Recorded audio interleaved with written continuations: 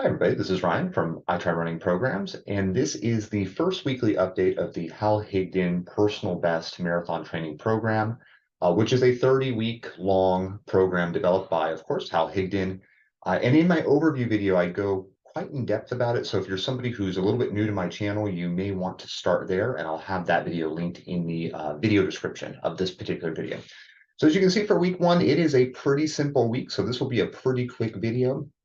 Effectively, this is a week where you have three-mile easy runs, a rest day, two speed workouts, which consist of a 3x hill workout and a 30-minute tempo workout, and a 6-mile long run. Obviously, as you can see, the long runs start pretty short during the first third to half of this particular program. So I'll jump kind of back and forth between Runalyze and Strava to try to give you some of the data points of kind of how I'm feeling after week one. Just to give a really quick overview of my training leading up to this year, I had ran prior to this week, probably somewhere in the neighborhood of about 450 miles or so, maybe a little bit less, as just a very long base building period. As you can see, from basically January of this year through March, all I did was run between basically 25 to 50 miles a week. A lot of it very, very easy, though some of it with a lot of vertical gain. So a pretty basic running leading up into this point. And so I was kind of getting kind of an itchy trigger finger, if you will, and just a little bit bored. So I needed to switch up my training program. And that's one of the major reasons I picked this is it was long. It was something where I could get a little bit of structured work in throughout the year without killing myself too early in terms of maybe like an overtraining, emphasis on speed work, things of that nature. So in terms of some of the Runalyze data, why I like Runalyze is it gives me kind of just the raw, this is how quick you were running. This was your heart rate over kind of the averaged over the course of the run, so on and so forth. I feel like from an elevation perspective, it's usually off. And I think some of the data is stuff that I'm not too concerned about, such as monotony or training strain. I think this is, while it tries to be objective, most of us as runners would say that we have to subjectively base our entire feeling of running on how we're performing on that day by day kind of situation. So I try not to get too worried about Runalyze, but there are two things that I really, really like from this particular site. One, I like tracking my effective VO2 max, as imperfect as it is, and also that marathon shape calculator, I think are two things that are really, really helpful for me in terms of just tracking how I'm progressing. So you can see on the 3-mile easy run days, by and large, I was able to keep my heart rate range in about the zone 2 range. So if you're not super familiar with heart rate zones, I go over that in kind of the overview video in terms of kind of the primer video that I have for this, which I will also link to in this video description. And then in the kind of the more work days, if you will, the two kind of workouts that I did, both the tempo run, which I did on Wednesday, and then the hill workout that I did on Saturday, got into more of kind of a zone 3 type area.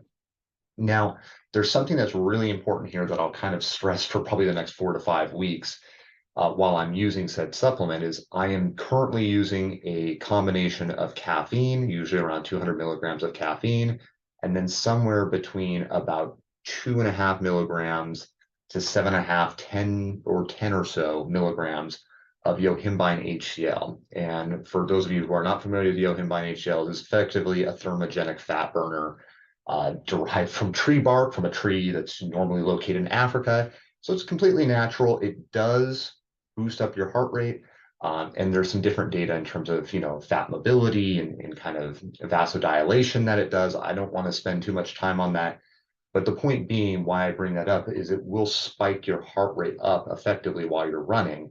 So I'm not going to be too concerned about what my VO2 max and heart rate is right now. I'll report it just to be completely transparent, but do know that this will probably start to drop pretty significantly within a month once I'm taking a break from both caffeine and yohimbine at that time. So in terms of the running for the week, came out to slightly under 30 miles for me, at least in how I perform the exercises. I think for a lot of people, if you were doing shorter hill repetitions, you'd probably be looking at about 25 or even less miles this particular week. It's a very, very simple, easy week. For the three kind of easy runs, you see I kept them in roughly the low to mid eights, in some cases even the high eights. Nothing in terribly crazy, just running them around my neighborhood, so on and so forth. Now, in terms of how I structured the speed work, I moved the tempo run over to Wednesday, just so that it could fit a little bit better into my schedule. And so for that tempo run, naturally what I do for mine is I try to run pretty hard for that stretch of time that is called for in the program. And for this particular workout, it is a 30-minute tempo in week one. And so what I do is I like to run about a mile, maybe a mile and a quarter of warm up from my house. I kind of get through the busy sections where there's cars and, crosswalks and stop signs and all of that until I can get to an area where I basically have an unfettered 4 to 5 mile range where I can be running with really no interruptions in terms of cars and things of that nature. So you can see here that, the first kind of mile, nice and easy, 8:30. I'm trying to keep it as slow as possible on my easy running of any kind, whether it's warm-ups, easy runs in general. I alluded to this in my overview video that I had a commenter notate like, essentially, dude, you're just kind of running too fast sometimes. And I totally agree with him that I can get a little too in the zone and kind of forget what the goal of what I'm doing in that particular moment is. I never try to be a slave to my watch. I try to really go based on how I feel, but it's sometimes easy to get a little too excited, I suppose. So in terms of that speedier running, you can see it kind of picked up into like, roughly the mid sixes to mid sevens is where I was keeping that during that work rate. Nothing to me, this is nothing terribly crazy. Where the slowdowns tended to happen is you can see where the grade kind of picked up. So where there was a little bit more vertical gain is where I tended to slow down. I try not to run tempo runs on too hilly of a course, but at the same time, I don't also make it completely flat. I do want to get some work in at different elevation gains, but once again, we're talking maybe maximum you can see 1 mile. I picked up about 34 feet. So this is not significant by any stretch of the imagination. What I did like was that there was that relative consistency there of staying within kind of the low sixes to high seven type range.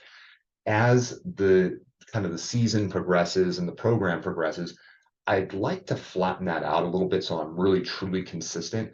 But I'm trying to get my legs under me a little bit and really getting a feel for where and how I'm running in terms of, once again, that kind of that feel perspective of what it feels like to run fast. Because really up until this point, I've been doing a lot of slow running, a little bit of, picking the pace up here or there on some of my runs. But during that base building phase, it was pretty chill running to say the least.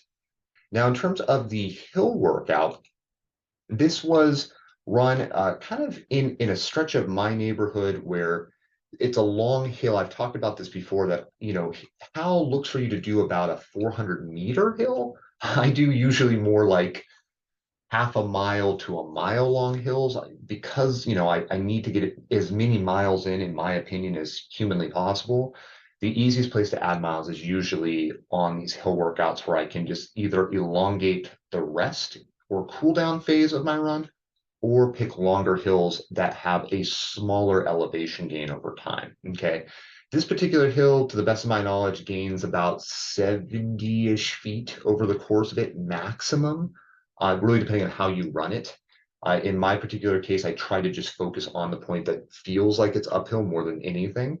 And so this is really where that stretch takes place. So if I was to kind of make it a little bit bigger for you guys here, this is a hill that starts at the kind of bottom of one of these intersections here in Salinas that I run in. And then I follow that pathway up for roughly about 3/4 of a mile to a mile. And then I turn back around and then go back down again. And that's what I count as 1 rep. And then I do that again and I do that again. So you can see in terms of the running there, once again, kind of kept it in about the 7-ish range. At times, I might have peaked up into the sixes, but not by much. It really was a pretty easy effort, keeping it once again in that 6 to about 7:30 to 7:50-ish range. So not terribly fast. You can see the paces were relatively even in terms of the kind of the working paces, if you will. And I was trying to hustle back to my house. So the final few miles were probably a little bit faster than I wanted, but a pretty easy workout by and large. So what I like to do once again is keep those hills a little bit longer. Hal recommends that you can do some of this running downhill. I just completed another hill workout. I'm kind of at the end of week 2 now, and I just completed another hill workout here kind of near where I work in the Marina, California area. And what I'm doing is adding in kind of additional reps of downhill running that I don't really count. I just count the uphill running for repetitions, but I'm trying to run the downhills harder in recovery, not super hard, but a little bit harder, so that I'm making this maybe a little bit of a harder effort, if you will, in future hill runs. So that's the one modification I'm making right now, is I feel like if I'm going to do a small amount of hills, like a workout like this where we're just doing 3 hills, I feel like that's pretty easy. And I know we're in the first week out of 30, and I'm not trying to get too ahead of myself, but I do want to make sure that the 2 days that I'm running hard, I'm getting in a lot of really good work, if at all possible. So week one was relatively quite good in terms of tracking my VO2 max. You can see that over the course of this month, I'll kind of go from this month versus this year, because really up until this point, my VO2 max has just been kind of going up and down because I've just been messing around using things like caffeine and yohimbine. But you can see from about the end of March, it dipped down to its lowest at about 46.4, as you can see here, and it maxed out at 49.8, a little bit after this first week of the program. And so it's picked up a couple of points over the course of the month. I think this will continue to go back up quite a bit. So I would hope my goal with the VO2 max is, once again, not being a slave to this number, but my hope is to probably bump it up into about the 51 range by the end of June, especially once I'm getting off of things like caffeine, so that my heart rate's not artificially kind of elevated because of that particular supplement.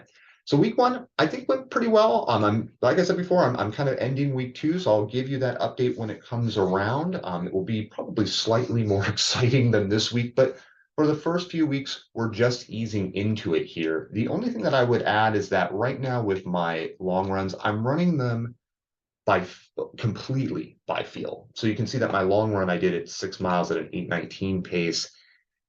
Once again, you're going to see a pretty average pace here in kind of the lower 8 range. That's probably where I feel the most comfortable running this. Once again, Hal recommends your long runs being the 30 to 90-second rate region over your intended marathon pace.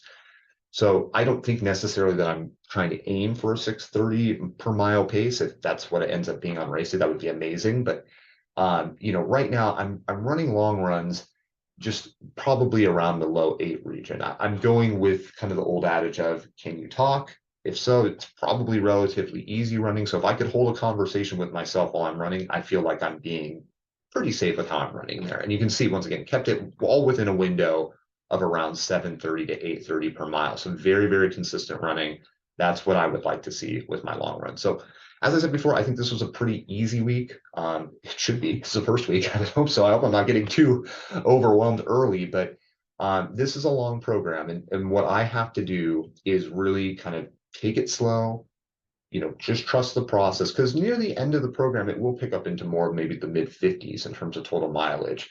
So I can't get too, worried about the fact that it was technically a week under 30 miles, which for marathon training is a little too easy, I would suppose. So that's week one of the Hal Higdon program. I'll keep you guys updated as I work through it. Otherwise, take care. I hope your training is going well, and we'll see you in the next one. Take care.